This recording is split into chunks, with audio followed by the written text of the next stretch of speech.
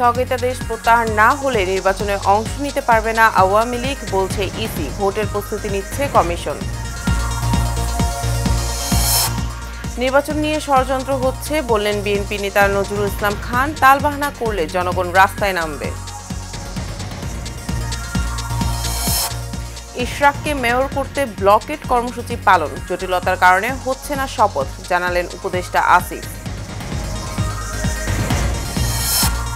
এবং হত্যা চেষ্টা মামলার কারাগারে নুসরাত ফারিয়া, সুনির্দিষ্ট অভিযোগে গ্রেফতার করা হয়েছে বললেন স্বরাষ্ট্র উপদেষ্টা।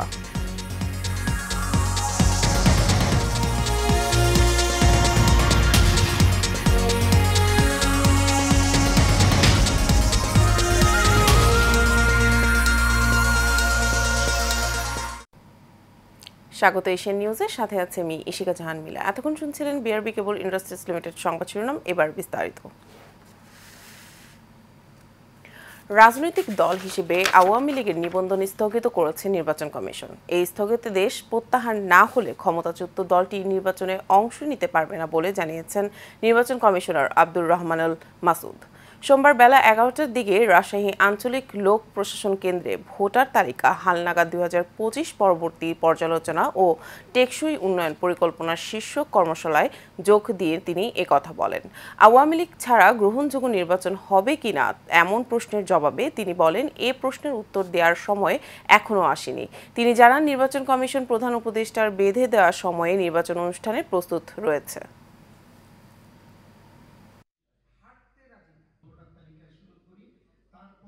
সাংবিধানিকভাবে নির্বাচন কমিশনের উপর দায়িত্ব হচ্ছে সুষ্ঠু নির্বাচন করা। আমরা সারা বছর ভরে এটা প্রস্তুতি নিয়ে থাকি। যেহেতু মাননীয় প্রধান উপদেষ্টা একটা টাইম লাইন ঘোষণা করেছেন যে 2025 সনের ডিসেম্বরে অথবা 2026 সনের জুনের মধ্যে, তো সঙ্গতভাবেই আমরা যেহেতু একটা নির্বাচন বাস্তবায়নকারী সরকার, আমাকে তো প্রস্তুত থাকতেই হবে। নির্বাচনী রোডম্যাপ নিয়ে ষড়যন্ত্র হচ্ছে বলে মন্তব্য করেছেন বিএনপির স্থায়ী কমিটির সদস্য নজরুল ইসলাম খান। সোমবার জাতীয় প্রেস ক্লাবে 12 দলীয় জোটের এক আলোচনা সভায় তিনি এই মন্তব্য করেন। বলেন, নির্বাচন নিয়ে ষড়যন্ত্র হলে জনগণ রাস্তায় নামতে বাধ্য হবে। কাউসার আহমেদের রিপোর্ট। আসন্ন নির্বাচন ও তারেক রহমানের স্বদেশ প্রত্যাবর্তনে প্রতিবন্ধকতা দূরীকরণের দাবিতে 12 দলীয় জোটের আলোচনা সভায় যোগ দেন বিএনপির স্থায়ী কমিটির সদস্য নজরুল ইসলাম খান।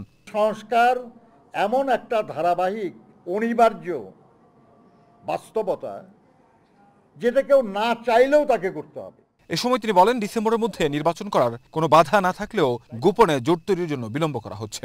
এখন যদি বলেন যে না আরো দেরি করতে হবে, তাহলে কারণটা তো তাকেই বলতে হবে যে কেন করতে হবে।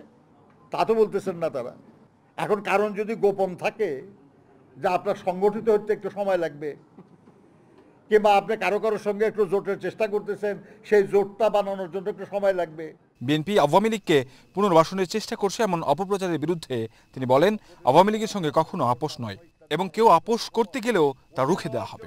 গত 17 বছর ধরে যারা তার গণতান্ত্রিক অধিকার প্রয়োগের অধিকার থেকে বঞ্চিত হয়ে আছে, আবার যে তরুণ প্রজন্ম আজ পর্যন্ত ভোটই দিতে পারে নাই, এবং দেশে একটা নির্বাচিত সরকার কায়েম হওয়ার মাধ্যমে দেশের রাজনীতি, দেশের অর্থনীতি, যে সমাজ আরো সংগঠিত এবং সক্ষম হওয়ার যে সুযোগ, সেটা থেকে বঞ্চিত রাখবেন।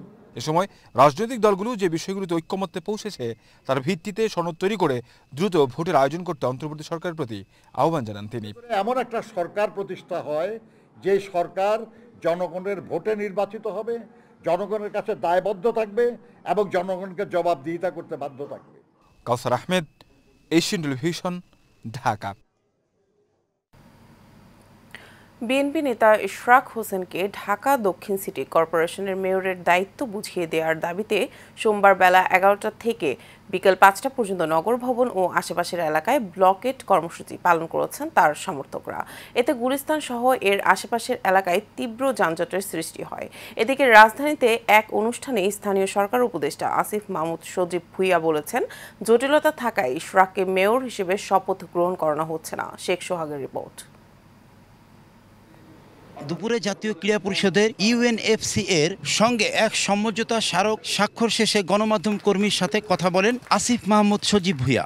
এ সময় ডিএসসি এর মেয়র নিয়োগের ক্ষেত্রে মেয়াদ সংক্রান্ত বেশ কিছু জটিলতা রয়েছে উল্লেখ করে উপদেষ্টা বলেন, আন্দোলনকারীদের জনদুর্ভোগের বিষয়টি মাথায় রাখতে হবে। এ সময় নগরবাসীর ভোগান্তি নিরসনে আন্দোলনকারীদের ধৈর্য ধরার আহ্বান জানিয়েছেন তিনি। এই সরকার দায়িত্ব আসার পরেই অধ্যাদেশের পরিবর্তন, আইনের পরিবর্তন এনে সিটি কর্পোরেশন পৌরসভাগুলো বিলুপ্ত ঘোষণা করা হয়েছিল এবং তারপরে এখানে অনেকগুলো আইনি জটিলতা আছে, সেগুলো আমরা আইন মন্ত্রণালয় থেকে জানতে চেয়েছি কী ধরনের আইনি জটিলতা আছে কিংবা আছে কিনা, এবং এর বাইরেও মেয়াদ সংক্রান্ত জটিলতা আছে। এর বাইরে আবার আমরা একটা লিগেল নোটিশ পেয়েছি এবং আমাদেরকে বিবাদী করে রিটও করা হয়েছে যাতে শপথ গ্রহণ করতে না দেওয়া হয়। আমরা যতদূর জানি সেটা বিচারাধীন আছে। এই সকল ধরনের জটিলতা নিরসন না করে আমরা কোনো সিদ্ধান্তে আসলে যেতে পারছি। এদিকে ঢাকা দক্ষিণ সিটি কর্পোরেশনের মেয়রের দায়িত্বে ইশরাক হোসেনকে বুঝিয়ে দেওয়ার দাবিতে টানা 4 দিনের বিক্ষোভ শেষে নগর ভবন ব্লকেট কর্মসূচি করেছে আন্দোলনকারীরা। কর্মসূচির অংশ হিসেবে গুলিস্তানের প্রধান সড়ক অবরোধ করে রাখা হয়েছে, ফলে ব্যস্ত এই এলাকার সব ধরনের চলাচল বন্ধ হয়ে গেছে। যদি তাকে মেয়র হিসাবে না বুঝাই দেওয়া হয়, আমরা রাজপথে আছি, রাজপথে থাকবো। আমাদের প্রয়োজন হচ্ছে গণতান্ত্রিক শাসন ব্যবস্থাকে প্রতিষ্ঠিত করা।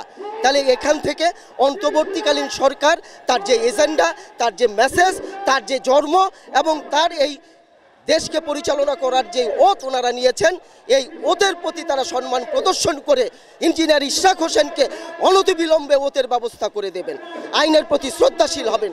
আদালতের রায় হয়েছে, নির্বাচন কমিশনে গেজেট হওয়ার পরও তার শপথ হচ্ছে না। আমরা সেই কারণে আজকে এখানে আন্দোলন করতেছি। আমরা জনতার মেয়র ইশরাক কোর্টের রায়ে নির্বাচিত হয়েছে। আমরা চাই এই রায়ের প্রতি শ্রদ্ধা রেখে যেন জনতার বিপ্লবের যে সরকার তারা এই রায়কে বাস্তবায়ন করে। এর আগে বাংলাদেশ ক্রিকেট টিমের পাকিস্তান সফরের বিষয় নিয়ে তিনি বলেন, সীমান্তবর্তী কোনো স্টেডিয়ামে যাতে খেলা না হয় এবং সর্বোচ্চ নিরাপত্তা নিশ্চিত করতে পাকিস্তান এমবাসির সঙ্গে যোগাযোগ চলছে। শেখ সোহাগ, এশিয়ান টেলিভিশন, ঢাকা। রাজধানীর ভাটারা থানায় দায়ের করা হত্যা চেষ্টা মামলায় গ্রেফতার অভিনেত্রী নুসরাত ফারিয়াকে কারাগারে পাঠানোর আদেশ দিয়েছেন আদালত। সোমবার আদালতে হাজির করে জামিন আবেদন করা হয়। শুনানি শেষে জামিন না মঞ্জুর করে আদালত তাকে কারাগারে পাঠানোর আদেশ দেন। মেরাব সুমনের রিপোর্ট। মুজিব বায়োপিকে শেখ হাসিনা চরিত্রে অভিনীত অভিনেত্রী নুসরাত ফারিয়াকে ঢাকার চিফ মেট্রোপলিটন ম্যাজিস্ট্রেট আদালতে হাজির করা হয়। এ সময় নুসরাত ফারিয়ার আইনজীবী জামিন আবেদন করলে শুনানি শেষে জামিন মঞ্জুর না করে কারাগারে পাঠানোর আদেশ দেন মেট্রোপলিটন ম্যাজিস্ট্রেট সারা ফারজানা। সেই সঙ্গে জুলাই ঘটনায় নুসরাত ফারিয়া দেশের বাইরে ছিলেন কিনা, পাশাপাশি আন্দোলনের পক্ষে পোস্ট করেছেন কিনা সেই মর্মে তদন্ত প্রতিবেদন দাখিল করতে বলেন আদালত। তার একটা বিখ্যাত উক্তি যে প্রতিটা ঘরে ঘরে আমি সবাইকে শেখ হাসিনা দেখতে পাই। আমাদের বক্তব্য হলো যে আমাদের বর্তমান সময়ে যে অবস্থা আমরা বলেছি যে কেউ দেশে থেকে এবং দেশের বাইরে থেকে ঘটনা ঘটানো সম্ভব। যাদেরকে আমরা এই ঘটনার সঙ্গে সম্পৃক্ত পাচ্ছি, তাদের জড়িত থাকার বিষয়টা নিশ্চিত হচ্ছি, তাদেরকে আমরা শুধু গ্রেপ্তার করছে। পরবর্তী শুনানির জন্য আগামী 22 মে দিন ধার্য করেন আদালত। Mehrab Suman, Asian television, Dhaka. অভিনেত্রী নুসরাত ফারিয়াকে নিয়ে সংস্কৃতি উপদেষ্টার বক্তব্য তার ব্যক্তিগত মতামত। তবে সুনির্দিষ্ট অভিযোগে ফারিয়াকে গ্রেফতার করা হয়েছে বলে জানিয়েছেন স্বরাষ্ট্র উপদেষ্টা জাহাঙ্গীর আলম চৌধুরী। সোমবার সচিবালয়ে ঈদুল আজহা উপলক্ষে আইন শৃঙ্খলা সংক্রান্ত সভা শেষে ব্রিফিংয়ে সাংবাদিকদের প্রশ্নের জবাবে এ কথা বলেন তিনি। তদন্তে নির্দোষ প্রমাণ হলে নুসরাতকে ছেড়ে দেওয়া হবে জানিয়েও উপদেষ্টা বলেন, কোনো নিরীহ লোক যেন শাস্তি ভোগ না করে, দুষ্কৃতিকারীরাই যেন আইনের আওতায় আসে। এছাড়া ঈদুল আজহায় আইন শৃঙ্খলা ঠিক থাকবে জানিয়ে স্বরাষ্ট্র উপদেষ্টা বলেন, সড়কের পাশে এবার গরুর হাট বসানো যাবে না। শ্রমিকদের বোনাস মে মাসের মধ্যে এবং বেতন জুনের 2 থেকে 3 তারিখের মধ্যে পরিশোধ করতে মালিক পক্ষকে আহ্বান জানান স্বরাষ্ট্র উপদেষ্টা। এই জন্য আমরা অবশ্যই ব্যবস্থা নিব। আমরা বলছি শুধু দুষ্কৃতিকারী যেন আইনের আওতায় আসে এবং শাস্তি ভোগ করে, কোনো একটা নিরীহ লোক যেন কোনো অবস্থায় শাস্তি ভোগ যেন না করে, এই ব্যবস্থা আমরা অবশ্যই নিব। গতকালে ওনার এগেস্টে তো আমরা ইনভেস্টিগেশন তো শেষ হয় নাই, ইনভেস্টিগেশন শেষ হয়েছে না, ইনভেস্টিগেশন শেষ হওয়ার আগে তো বোন আমি বলতে পারবো না। সপ্তম বাংলাদেশী হিসেবে মাউন্ট এভারেস্ট জয় করেছেন ইকরামুল হাসান শাকিল। পায়ে হেঁটে ৮৪ দিনে কক্সবাজার থেকে এভারেস্টের শিখরে পৌঁছান তিনি। সোমবার পৃথিবীর সর্বোচ্চ পর্বত শৃঙ্গটির চূড়ায় পৌঁছে বাংলাদেশের পতাকা ওড়ান শাকিল। সোমবার ফেসবুক পেজে দেওয়া এক স্ট্যাটাসে ইকরামুল হাসান শাকিলের অভিযান সমন্বয়করা জানিয়েছেন, এইমাত্র খবর পেলাম শাকিল সামিট করেছে এবং সুস্থ আছে, ক্যাম্প 4-এ নেমে এসেছে। নেটওয়ার্ক না থাকায় বিস্তারিত তথ্য এখন দেওয়া যাচ্ছে না। গত 25 ফেব্রুয়ারি দুপুরে কক্সবাজারের ইনানি সমুদ্র সৈকত থেকে মাউন্ট এভারেস্টের চূড়ায় উদ্দেশ্যে যাত্রা শুরু করেছিলেন ইকরামুল হাসান শাকিল। তিনি পায়ে হেঁটে নিজের এই অভিযানের নাম দিয়েছেন C2 সামিট।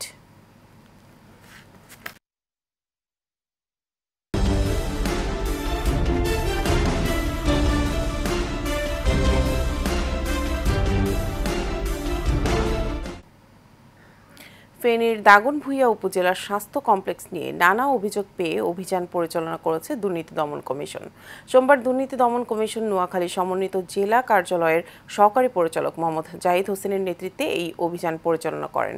অভিযানে প্যাথোলজি বিভাগে পরীক্ষার টাকা সরকারি খাতে কম দেখিয়ে অবশিষ্ট টাকা আত্মসাৎ, অ্যাম্বুলেন্সে মাইল প্রতি টাকা না নিয়ে রোগী থেকে অধিক টাকা দাবি করা সহ নানাবিধ বিষয়ে অনিয়ম পাওয়া যায়। এ বিষয়ে কার্যকর পদক্ষেপ নিতে তদন্ত রিপোর্ট দুর্নীতি দমন কমিশনের প্রধান কার্যালয়ে পাঠাবেন বলে জানিয়েছেন নোয়াখালীর সহকারী পরিচালক মোহাম্মদ জাহিদ হোসেন। গত কয়েকদিনের টানা বৃষ্টিপাত ও ভারতের মেঘালয় ও আসামে অব্যাহত বর্ষণের প্রভাবে শেরপুর জেলার নদ নদীর পানি দ্রুত বৃদ্ধি পাচ্ছে। এতে করে জেলায় আকস্মিক বন্যার আশঙ্কা দেখা দিয়েছে। হঠাৎ করেই সোমেশ্বরী নদীর পানি বৃদ্ধি পাওয়ায় গ্রামীণ সড়কের একটি অংশ ও একটি মুদির দোকান নদীগর্ভে চলে গিয়েছে।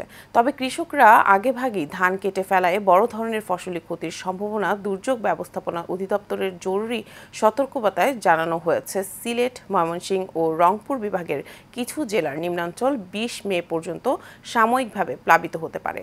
বন্যা পরিস্থিতি মোকাবেলায় শেরপুরের কৃষি বিভাগ মাঠে থাকা আধা পাকা ধান দ্রুত কেটে নিরাপদ স্থানে রাখার আহ্বান জানিয়েছে।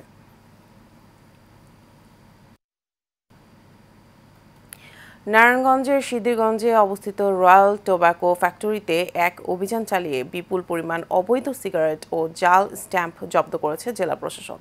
সোমবার এক্সিকিউটিভ ম্যাজিস্ট্রেট মোহাম্মদ তারিকুল ইসলামের নেতৃত্বে পরিচালিত মোবাইল কোর্টে সহায়তা করে র্যাব ১১, কাস্টমস, ভোক্তা অধিকার সংরক্ষণ অধিদপ্তর, পুলিশ ও আনসার বাহিনী।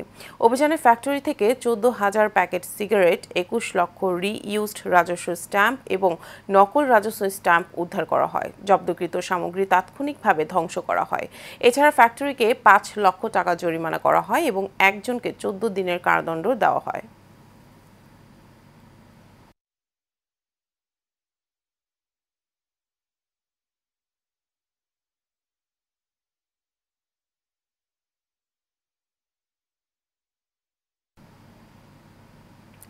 তিতাস গ্যাসের অবৈধ সংযোগ বন্ধে অভিযান পরিচালনা করেছে Titas gas transmission and distribution company Gazipur Joydebpur zone. দীর্ঘদিন ধরে অবৈধভাবে গ্যাস ব্যবহার করে আসছিল এমন সংবাদের ভিত্তিতে দুপুরে নগরীর বাসন থানা ইটহাটা এলাকায় এই অভিযান পরিচালনা করা হয়। এ সময় প্রায় ২০০ ফিট পাইপ ও রাইজার খুলে নেওয়া হয়। Titas gas transmission and distribution company Joydebpur জোনের প্রকৌশলী মোস্তফা মাহবুব এর সহযোগিতায় অভিযান পরিচালনা করে গাজীপুর জেলা প্রশাসকের নির্বাহী ম্যাজিস্ট্রেট নাইমা খান।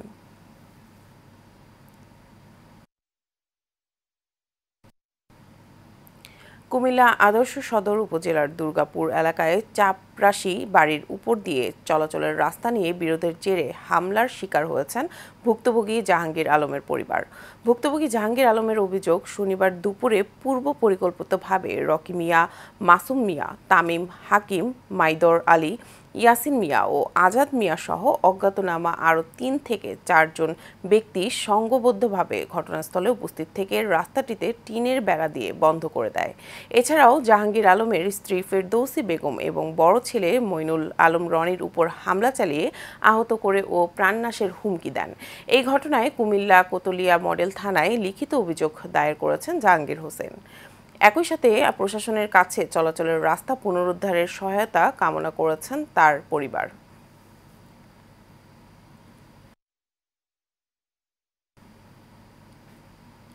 ফরিদপুরের সদরপুর থানায় মিথ্যা অভিযোগ ও মিথ্যা সংবাদ প্রকাশের প্রতিবাদে সাগর আহমেদ ওরফে ফাইজুল নামের এক দুবাই প্রবাসী সংবাদ সম্মেলন করেছেন।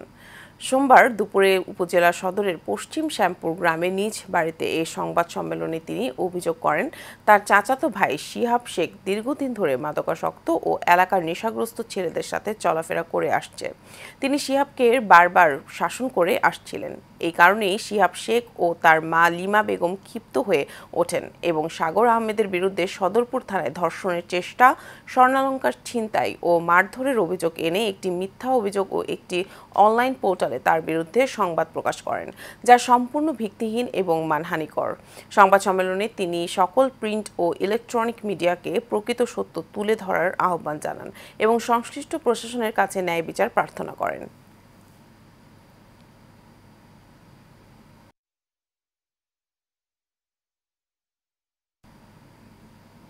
গাজীপুর জেলার যুবদলের সাবেক কৃষি বিষয়ক সম্পাদক মরহুম এজাজ আহমেদ বকশী মুন্নার স্মরণে আলোচনা সভা ও দোয়া মাহফিল অনুষ্ঠিত হয়েছে। কালিয়াকৈর উপজেলা যুবদলের আয়োজনে উপজেলা বিএনপির সভাপতি ভিপি হেলাল উদ্দিনের বাসভবনে এই আলোচনা সভা ও দোয়ার আয়োজন করা হয়। কালিয়াকৈর উপজেলা যুবদলের যুগ্ম আহ্বায়ক জিএস মোহাম্মদ আলী হোসেনের সঞ্চালনায় উপজেলা যুবদলের সদস্য সচিব শাহিনুজ্জামান শাহিন এর সভাপতিত্বে প্রধান অতিথি হিসেবে উপস্থিত ছিলেন কালিয়াকৈর উপজেলা বিএনপির সভাপতি ভিপি মোহাম্মদ হেলাল উদ্দিন। এ সময় আরও উপস্থিত ছিলেন কালিয়াকৈর উপজেলা বিএনপির সিনিয়র যুগ্ম সম্পাদক মোহাম্মদ শহীদুল ইসলাম, সাংগঠনিক সম্পাদক আবিদুর রহমান খোকন সহ বিএনপির নেতাকর্মীরা।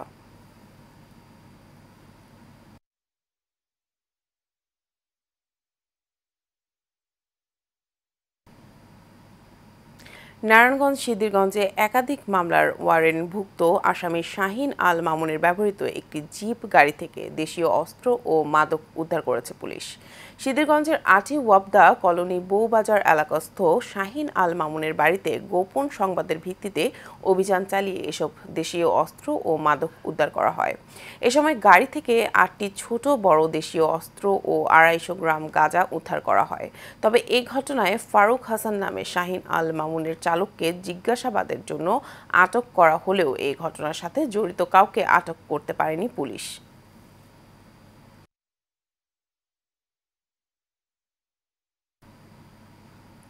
চট্টগ্রাম জেলার হালিশহর থানাধীন ডগির খাল এলাকায় একটি বিশেষ অভিযানে আনুমানিক 4,15,13,000 টাকা মূল্যের 1056 ক্যান হেইনকেন অরিজিনাল বিয়ার এবং 20 litre twin valley olive oil সহ 1151 বোতল বিদেশি মদ জব্দ করা হয়েছে। জব্দকৃত মাদকদ্রব্যের আইনানুগভাবে সংশ্লিষ্ট থানায় জিডি করা হয়। পরবর্তীতে আদালত এই মাদকদ্রব্য ধ্বংসের নির্দেশ দেয়। সিনিয়র জুডিশিয়াল ম্যাজিস্ট্রেট এবং গণমাধ্যম কর্মীদের উপস্থিতিতে এ সময় মাদকদ্রব্য ধ্বংস করা হয়। কোস্ট পূর্বজন গত ফেব্রুয়ারি হতে 4 মাসে আনুমানিক 111,6,41,000 টাকা মূল্যের বিভিন্ন মাদকদ্রব্য ও দেশি বিদেশি আগ্নেয়াস্ত্র সহ 78 জন দুর্ধর্ষ সন্ত্রাসী ও ডাকাত এবং মাদক কারবারি পাচারকারীদের আটক করেছে।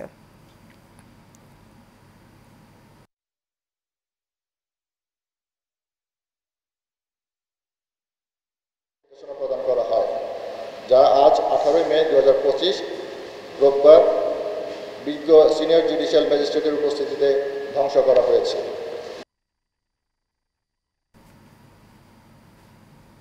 নোয়াখালীতে পথসভা ও র্যালি করেছে হিজবুত তাওহীদ। সোমবার র্যালিতে নোয়াখালী ডিসি অফিসের সামনে এসে শুরু হয়ে নোয়াখালী প্রেস ক্লাবের সামনে এসে সংক্ষিপ্ত পথসভার মাধ্যমে শেষ হয়। পথসভায় সংগঠনটির জেলা ও উপজেলা পর্যায়ের নেতারা বক্তব্য রাখেন। মুখ্য আলোচক হিসেবে বক্তব্য রাখেন নোয়াখালী জেলা হিজবুত তাওহীদের সভাপতি আশিক মিয়া। তিনি ফিলিস্তিনের গাজাসহ সারা বিশ্বে মুসলিম জাতির ওপর চলমান অবর্ণনীয় নির্যাতনের চিত্র তুলে ধরে সকলের প্রতি ঐক্যের আহ্বান জানান।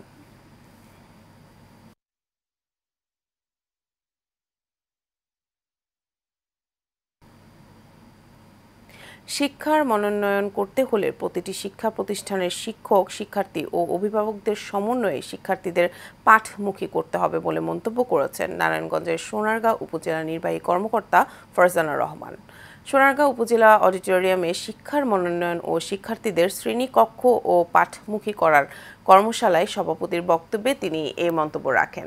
এ সময় আরও উপস্থিত ছিলেন এনসিটিবি এর বিশেষজ্ঞ মাহমুদুল আমিন, সিনিয়র মৎস্য কর্মকর্তা মাহমুদুল আক্তার, সহকারী কমিশনার ভূমি মঞ্জুর মোর্শেদ, সহকারী কমিশনার ভূমি সেগুপ্তা মেহনাজ সহ উপজেলার বিভিন্ন শিক্ষা প্রতিষ্ঠানের শিক্ষক ও শিক্ষার্থীরা।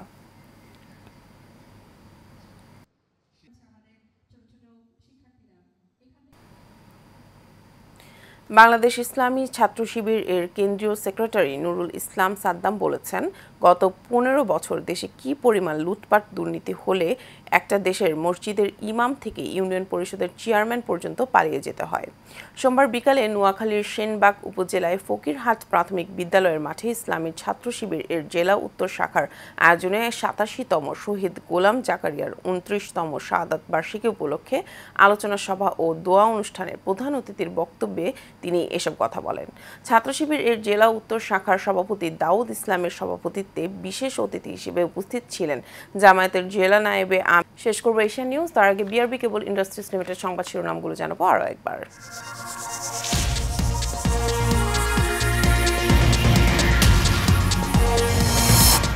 স্থগিতাদেশ প্রত্যাহার না হলে নির্বাচনে অংশ নিতে পারবে না আওয়ামী লীগ, বলছে ইসি। ভোটের প্রস্তুতি নিচ্ছে কমিশন। নির্বাচন নিয়ে ষড়যন্ত্র হচ্ছে বললেন বিএনপি নেতা নজরুল ইসলাম খান। তালবাহানা করলে জনগণ রাস্তায় নামবে। ইশরাককে মেয়র করতে ব্লকেট কর্মসূচি পালন, জটিলতার কারণে হচ্ছে না শপথ, জানালেন উপদেষ্টা আসিফ। এবং হত্যা চেষ্টা মামলায় কারাগারে নুসরাত ফারিয়া, সুনির্দিষ্ট অভিযোগে গ্রেফতার করা হয়েছে বললেন স্বরাষ্ট্র উপদেষ্টা।